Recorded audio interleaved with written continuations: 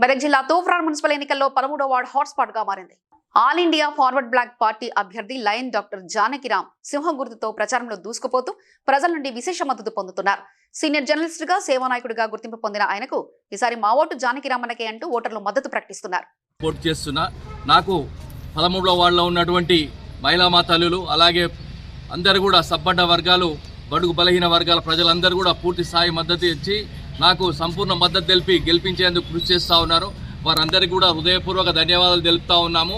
వారు నిజంగా 13వ వార్డులో నిజంగా వారికి హామీ ఇస్తున్నా. వారు నిజంగా 13వ వార్డులో నన్ను ఒక దేవునిలాగా చూసి నన్ను గెలిపించేందుకు వాళ్ళు చేస్తున్నటువంటి కృషి ఇంత అంత కాదు. వారు నిజంగా వాళ్ళు మనస్ఫూర్తిగా హృదయపూర్వకంగా నేను జానకన్నను గెలిపిస్తాము, సింహం గుర్తు కోటేస్తామని చెప్తున్నారు. కాబట్టి వారందరికీ పేరు పేరున ఇక్కడికి వచ్చినటువంటి మహిళలు అలాగే రానటువంటి వాళ్ళకు కూడా అందరికీ కూడా పేరు